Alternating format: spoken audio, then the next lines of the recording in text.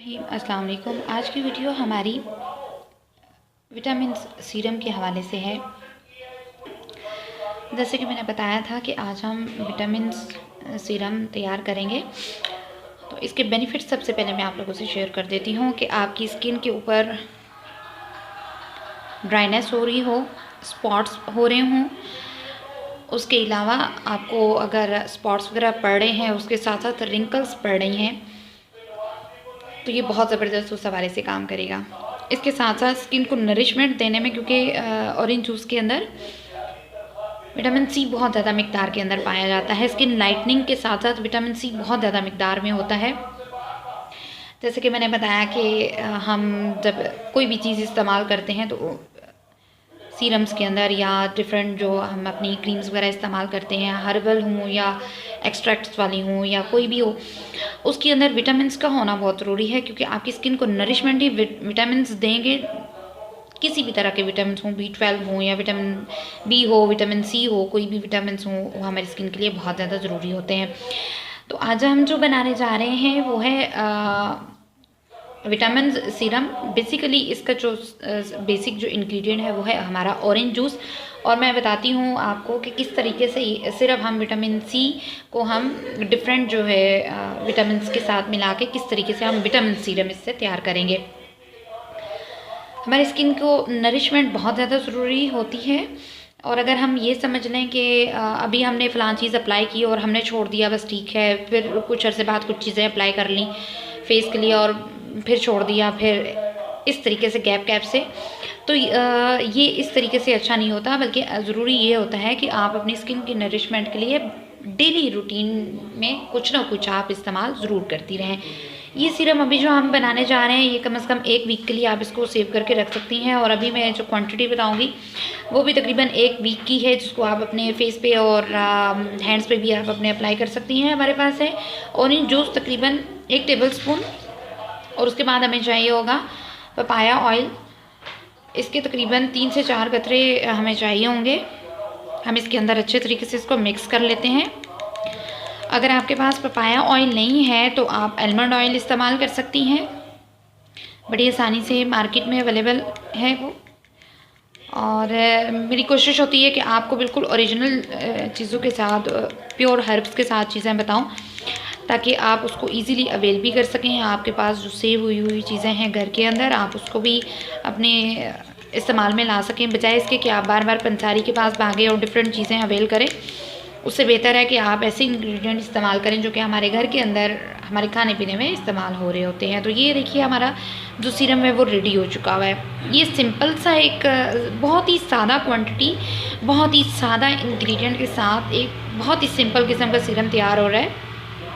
अब देख रही हैं कि इसके अंदर हल्की सी लाइटनिंग भी आ रही है पपाया ऑयल की, चूँकि वो जो ऑरेंज जूस है वो पानी है, और ऑयल तो डेफिनेटली पानी में मिक्स होगा नहीं, लेकिन जब हम इसको थोड़ी देर के लिए इसको छोड़ देंगे तो इसके बेनिफिट्स जो हैं वो मिक्स होना शुरू हो जाएंगे।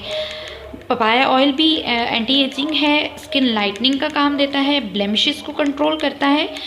तो इसका फ़ायदा ये होगा कि जिन लोगों के फेस के ऊपर ब्लेमिशेस आ चुके हुए हैं वो लोग तो डेफिनेटली इससे फ़ायदा उठाएंगे ही उठाएंगे, लेकिन ये आपको बहुत ज़बरदस्त तरीके से आपकी स्किन को क्योर करेगा कि आपकी स्किन के ऊपर किसी तरीके के रैशेस, किसी तरीके के जो ब्लेमिशेस हैं वो ना पड़ें।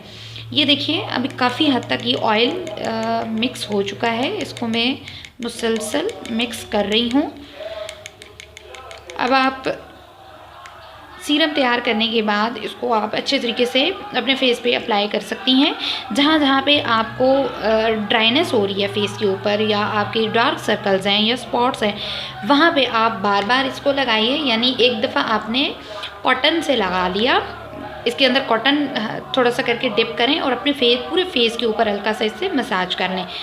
देन अगर आप समझती हैं कि फ़लाँ जगह पे मेरी ड्राइनेस थी और हल्का सा ये लग रहा है, क्योंकि ऑरेंज जूस है डेफिनेटली और इसके अंदर विटामिन सी है, तो जहाँ पे भी स्किन आपकी कट हुई होगी या जहाँ पे रैशेस वगैरह पड़े हों या आपकी स्किन के ऊपर ड्राइनेस हो, तो उसको हील अप करने के लिए हल्का सा महसूस होता है कि यहाँ पे कुछ चीज़ हमने अप्लाई की है, तो वहाँ पे आपने 2-3 दफ़ा इसको लगा लेना है बार बार।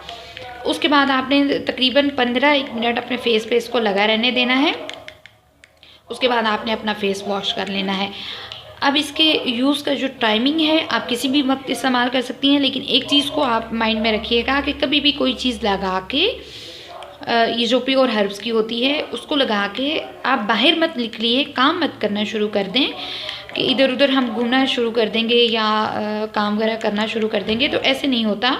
आप इसको जो चीज़ हम इस्तेमाल करेंगे इस तरीके से कि हमारी स्किन सेट हो और हमारी जो स्किन है वो लिफ्ट अप होती रहे साथ साथ, और उसके साथ साथ हमारे ब्लेमिशेस कंट्रोल हों।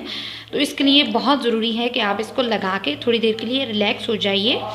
और अगर आपने डार्क सर्कल के लिए कुछ बना के रखा हुआ है तो उसको भी आप अपने आइज़ पे अप्लाई करके छोड़ दें, तो ये 2 in 1 आपका काम हो जाएगा। देखिए इसकी कंसिस्टेंसी के अंदर भी हल्का सा फ़र्क आ गया है।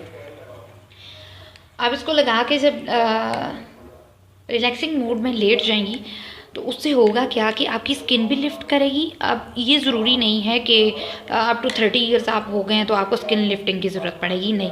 अगर आप कम एज की हैं और 20 ईयर्स की हैं, 25 ईयर्स की हैं, देन भी हमें अपनी स्किन को, अपने फीचर्स को और ये जो बोन्स होती हैं फेशियल, जिसमें हम फेशियल करवाते हैं, तो फेशियल की वजह से हमारी बोन्स जो हैं वो अपनी ही जगह पे रहती हैं। और अगर किसी का नैन नक्शा मोटा हो उसको पतला करने के लिए हम फेशियल के स्टेप्स थोड़े से इस अंदाज से करते हैं कि नाक पतली लगना शुरू हो जाए, आपके चीक्स बाहर को आ जाएं, जो जॉ लाइन है हमारी वहाँ से थोड़ा सा स्किन को उठाते हैं, गोश्त को उठाते हैं, ताकि आपके जो पिचके हुए गाल हैं वो थोड़े से प्रोमिनेंट हो जाएं। तो इस हवाले से इस चीज़ को आप ज़रूर मद्देनज़र रखा करें कि कोई भी चीज़ आप अप्लाई करती हैं तो इस तरीके से अप्लाई करें कि आप रिलैक्सिंग मोड में हो जाएँ, ताकि आप उसके तमाम के तमाम बेनिफिट्स ले सकें। ऐसे ना हो कि बस हमने वाइटनिंग लेनी है तो बस वाइटनिंग ही लेनी है। अब इस एक चीज़ के अंदर कितने सारे हमारे पास अल्लाह ताला ने बेनिफिट्स रखे हुए हैं, और हम अगर लगाते भी हैं, एफर्ट भी करते हैं, तो देन हमारे पास वो रिज़ल्ट ना आए, वो तमाम की तमाम चीज़ें हम अवेल ना कर सकें, तो फ़ायदा कुछ नहीं है। Thanks for watching my video, और इंशाल्लाह नई वीडियो में एक बहुत ही ज़बरदस्त किस्म की शेयर करूँगी। अगर आपको वीडियोज़ पसंद आ रही हैं तो ज़रूर मेरे चैनल को सब्सक्राइब कीजिएगा। टिल देन अल्लाह हाफ़िज़।